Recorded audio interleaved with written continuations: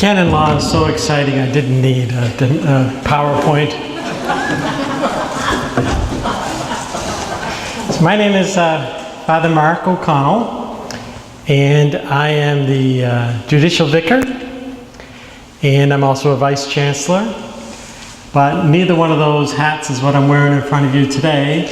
I'm wearing the hat of just plain old canon lawyer and member of the Cardinal's Cabinet. So they asked me if I could give some background on pastoral planning in terms of its canon law, and especially finance councils and parish pastoral councils. So let me start with, there is no section in canon law on the reorganization of a diocese. Doesn't exist. So that makes it difficult. It's made it difficult for years. Ever since the 1983 Code of Canon Law came about, this has been difficult. And not just in Boston, but in almost every diocese in the United States. They're dealing with what? The declining number of clergy available for services to the diocese, the location and demographics of where the current parishes are found, the number of people attending Mass, the costs associated with an unequal distribution of people and places and things. All those are not Boston things, they're Catholic things right now in the United States. So since there is no obvious need, there is an obvious need, but no clear plan from canon law, bishops have had to be creative, we'll say, with the code. Nothing illegal, but creative. So you see in the Archdiocese of Boston, this is not something that started in the year 2013. This started way back. These problems, that we have with so many parishes. When I was ordained, there was over 400 parishes. There's probably 450. What do you think it was, Paul or John? It was about 430. Approximately 430. I bet that's accurate. Okay, so there's 430 parishes in the Archdiocese of Boston. Could you imagine us staffing 430 today? It's impossible. This started with Cardinal Law. Cardinal Law had a micro plan. Micro because canon law favors that. It favors looking at the individual clusters, individual parishes, individual neighborhoods, and creating solutions out of those individuals. So you do mergers, and you do suppressions, and you do expansions in some cases. But the only way you can do it with that method of canon law is look at the micro situation. And you cannot look at the macro situation of the whole diocese. Well, there's probably a great opportunity to build a church in Franklin. You cannot take one of the 11, 12 churches in Dorchester and plop it there. That would be nice. So that's the macro.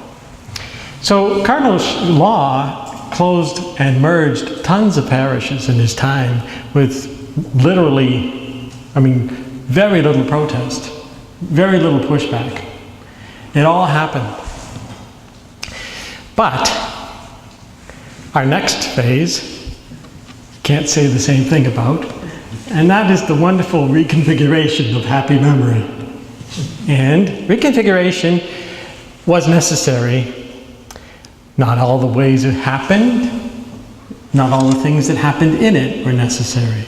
But reconfiguration was necessary. What would we do without those 70 parishes that, still staffing, many more people would be involved. But that was a macro situation done by Cardinal Law in the early part of the millennium, right? So he was looking at the demographics of the whole archdiocese, using the same canons in a different way. He was doing suppressions, mostly, where the money flowed to other parishes that needed it. So all the money stayed in parishes. None of the money was used for the clergy sexual abuse crisis. But all the money stayed in parishes, but not necessarily the same parish. And the way it was done was a macro situation where the whole diocese was consulted and the whole diocese was up for grabs. Okay. It felt in the boardrooms of the chancery as very fair. It felt in the halls of the parishes as playing survivor of the fittest. So that's what happened, and that was phase 2. Now there was 2 major lessons canonically from phase 2 that happened through Rome, through what happened in Rome. So there was learning. Now, as I said, everything was perfectly legal, and Rome has upheld every single thing we've done. We haven't lost a canonical case, we haven't lost a civil case on reconfiguration. Other dioceses have, but we haven't. But they also said, okay, there are some things that happened in Boston and other places, not just Boston, that can't happen anymore. And those 2 specifically are the goods of the parish have to not just go to parishes. The goods of the parish have to flow with the people. So the people that were in St. X parish have moved to St. Y parish. All the goods of St. X have to go to Y. So that's from now on, gentlemen, ladies and gentlemen in the United States, in the world, that has to happen in every diocese. Number 2, a learning. It's now much harder to close a church and sell it. It was easier before, and they've tightened up the rules in Rome so that it's easier to suppress a parish than it is to sell the empty building that was in. And now there has to be what's called grave cause to relegate a church to profane use, therefore sell it. Now, you can still achieve grave cause, and once again, we haven't lost a single one of those battles in Rome. We've won every single one of them. So there is a method, but it's much harder. And so those were some Roman lessons that came out of it. And then there are some lessons about our Cardinal Archbishop that came out of it too. And one of those is, he doesn't want to do that again. It really, really hurt him, almost killed him. I mean, in terms of, he doesn't want to do that again. He knows it was necessary, but his commission to the collaborative, the group that brought about this was, okay, do this, don't close any parishes if you can. I don't want any parishes closed. And I want to keep all the churches that we have now. Now, I'm sure he would be open someday in the future if a local collaborative says, Your Eminence, we have to close this one, and every single person in the parish agrees, and their relatives agrees, and the people that used to serve here 30 years ago who may come back and protest, they all agree. I think the Cardinal would go for that one.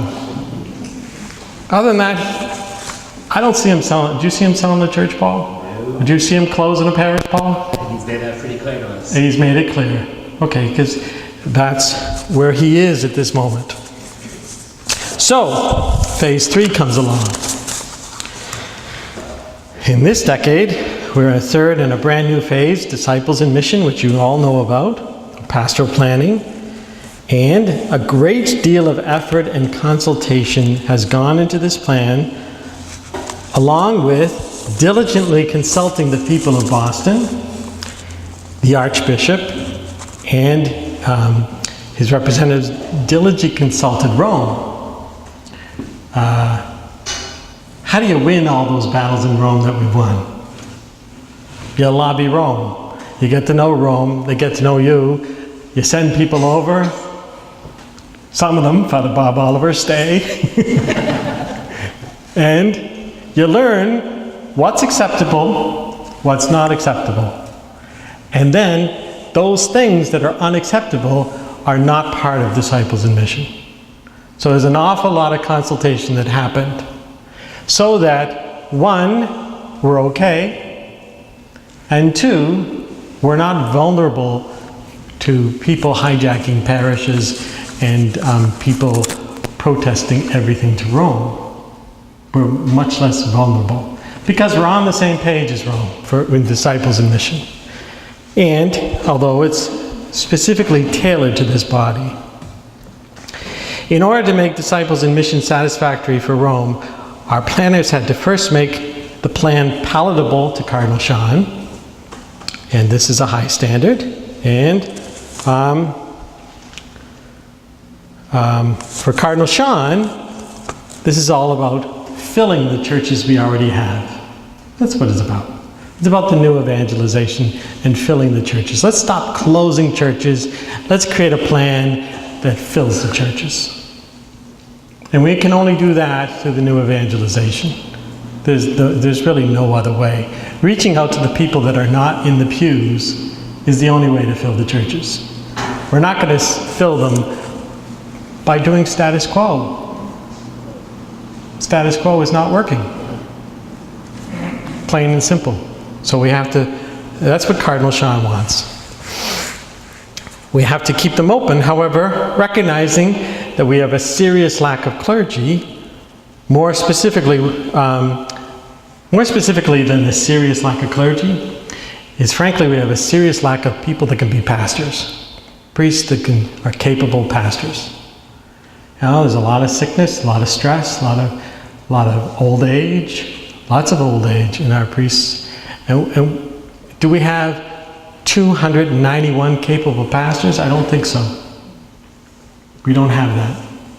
And so people might say, look at all the religious in this diocese, the Jesuits, the Dominicans, the Oblates. Look at all the retired priests. All those people I just mentioned, which is hundreds. None of them are capable pastors. And that's really the problem with priests and lacking of priests. In order to meet the standards of the Congregation of Clergy, we have assured them we are not suppressing or moving the assets from the people. The difficulty with our consultations with the Congregation of Clergy, and by the way, Congregation of the Clergy is the governing body for anything financial. That's why them. So, where we've had challenges with the Congregation of Clergy and the disciples in mission is to have one finance council and one parish pastoral council for each collaborative. Concerning parish pastoral councils is not at all difficult to establish the norm that each collaborative will have only one council, right, Paul? Made up of members of each parish. So Canon 536 begins, if the diocesan bishop judges it opportune, after having heard the presbyteral council, a pastoral council is to be established in each parish over which the pastor presides. Okay, do you see that it's in that wording, it's not a mandatory thing. It's if the cardinal thinks it's right, or if the archbishop thinks, if the bishop thinks it's right. So there's flexibility written into that canon. The canon, therefore, makes this option in diocese and up to the discretion, excuse me, of the bishop. The question has been, since the canon says in each parish, can we have just one for the collaborative? And after petitioning Rome, just to make sure, the answer is yes, we can do that.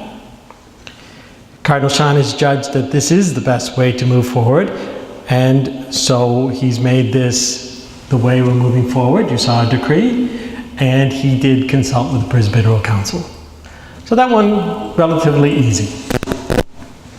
Concerning parish finance councils, the wording of the relevant canon is much stronger than about parish pastoral councils. So the wording is, there's two canons. The first is 537, and 537 says, or begins, in each parish there is to be a finance council. See how much stronger that wording is?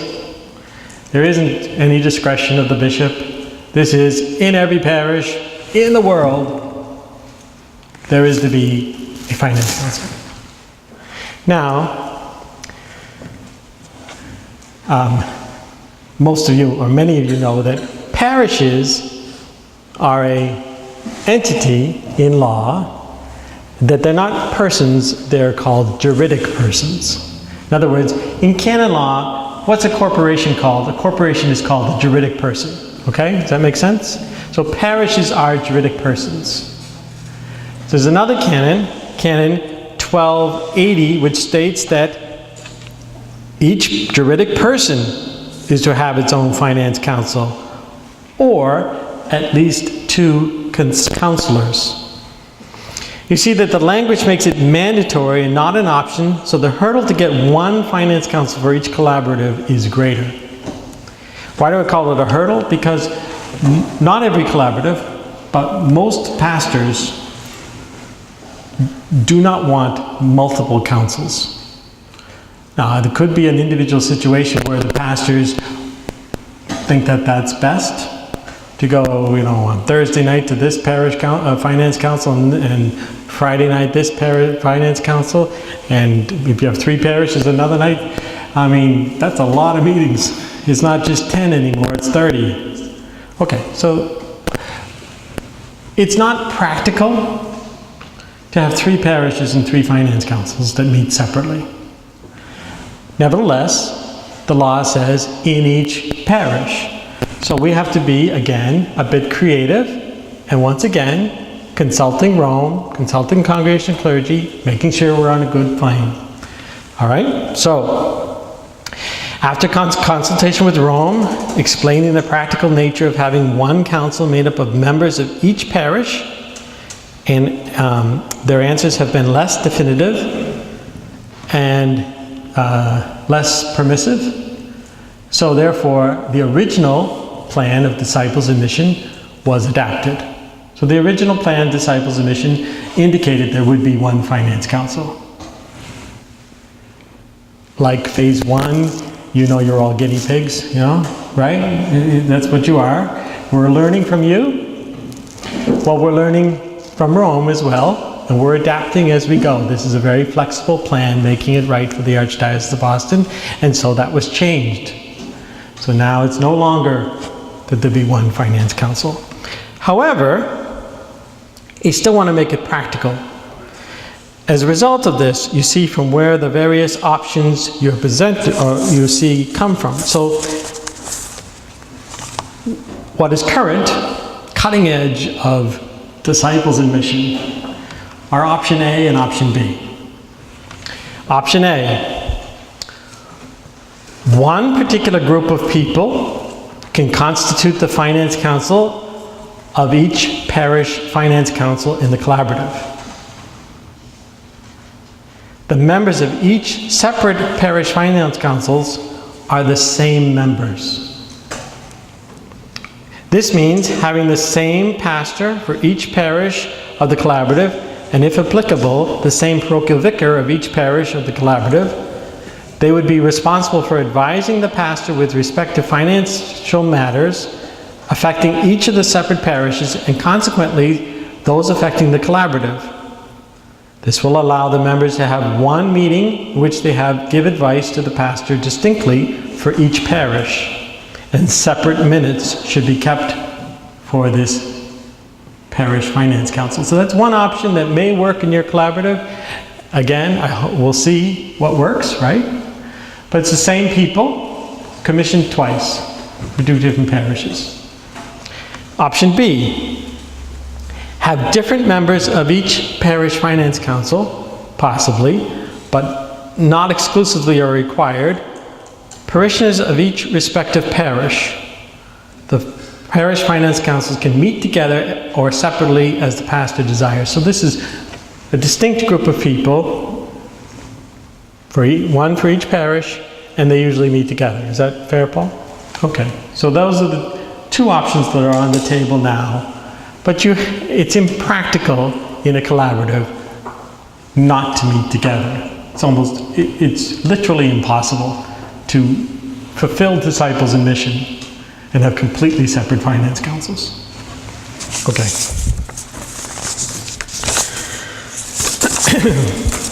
Okay, concerning the law about one pastor for multiple parishes, if you're interested, canon law does not prefer this, but it allows it, specifically in the case of lack of priests. You can find that in Canon 526, which states, a pastor is to have the parochial care of only one parish. Nevertheless, because of a lack of priests or other circumstances, the care of several neighboring parishes can be entrusted to the same pastor. So, does it prefer it? No. Is it perfectly allowable? Yes. Do we have this need? Yes. So it's not an issue in Rome or with the cardinal. Okay, let me say a little bit about concerning the distribution of parish assets. The golden rule with canon law and finances is whatever you raise the money for, you have to use the money for that. That's the golden rule. Whatever you raise the money for, that's what you use it. So I once talked to a pastor, and actually he was accused of one, never having his finance council meet once, and two, raising money to repair the stained glass windows and then using it on something else. These are the two things he's accused of. So I'm supposed to talk to him. So he comes into my office and I said, how are things going? This is literally what he said. Awful. You know, these people always complain. They always complain. They want me to meet with the finance council. I'm not going to meet with the finance council. They're just pains. I'm never going to meet with them. And you know, I raise money. Yeah, I raise money for the windows, and now they're complaining because I used it on something else. I hadn't said a word. And the first two things he tells me are these two things. So I say, okay, well, you can't do that. You can't do either of those things. So, again, how many capable pastors do we have? Okay?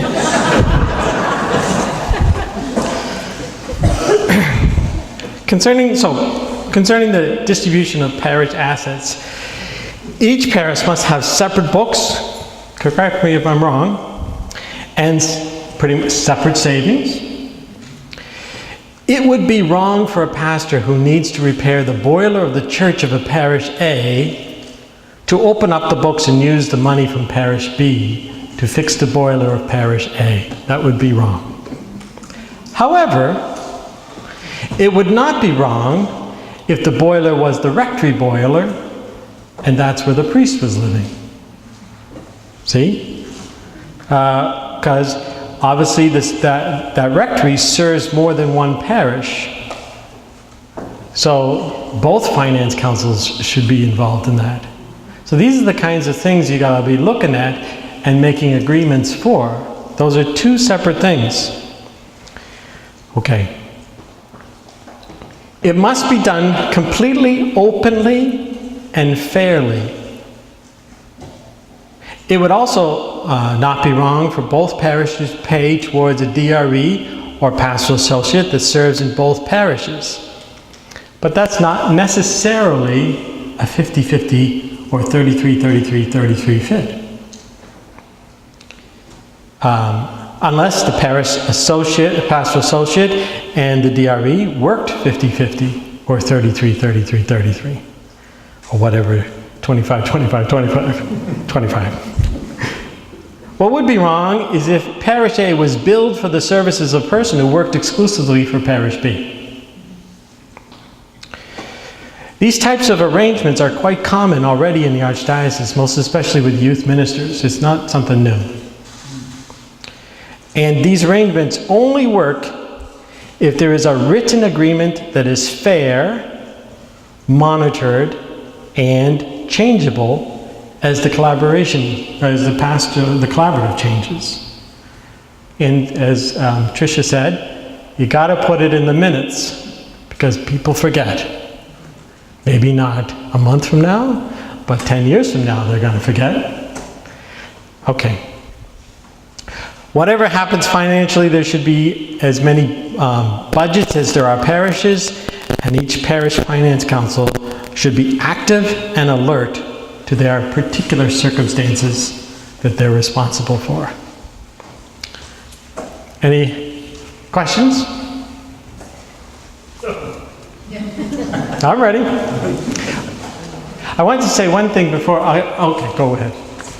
So one pastor can, if he's living in one rectory and something breaks there, he can take the money from any account. Well, again, that's why you have bookkeepers, finance councils, and auditors over there to check and make sure it's all transparent, all on the up and up. But yes, I would say that where the priests live, the expenses of that should be jointly served by the parishes.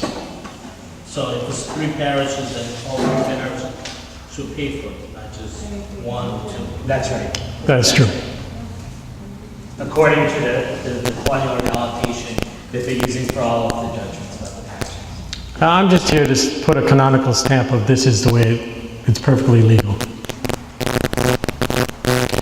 Anything else? Okay, one thing, everything Dad Dylan said was perfect, except there was one thing that you might have thought, and that is that the Archbishop owns all the goods. In other words, Sean O'Malley owns all the goods. So it's the office of Archbishop in RCAB Corporation Seoul. It's not Sean O'Malley personally that owns all the goods.